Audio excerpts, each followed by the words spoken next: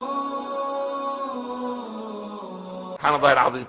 قالوا ان جمعوا 12 عالم من شتى التخصصات من 4 سنوات في جنيف في سويسرا، وقعدوا يحكوا علميا ازاي يعالجوا اثر الموجات الكهرومغناطيسيه اللي تطلع من الهواتف المحموله ومن التلفزيونات ومن الاقمار الصناعيه ومن التفجيرات التي تصيب الانسان وتصيب اغلب البشريه.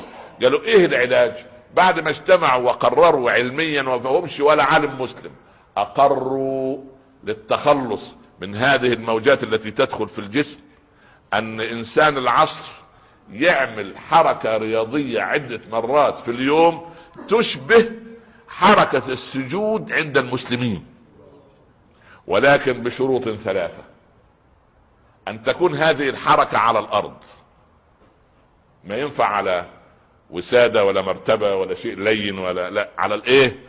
على الارض. وان تكون على اعظم 7، الوجه واليدين والركبتين والقدمين. ده لم يقرأه لا موطأ مالك ولا الام للشافعي ولا زاد المقنع للامام احمد ولا الاختيار لابي ابدا ولا حاشية ابن عبدين ولا غيره، ويعرفوش شيء.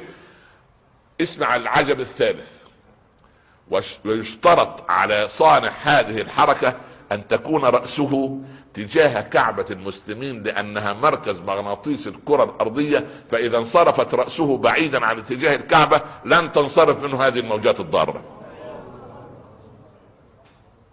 تفرح بالاسلام ولا لا تفرح؟ تطمئن الى موعود الله ولا لا تطمئن؟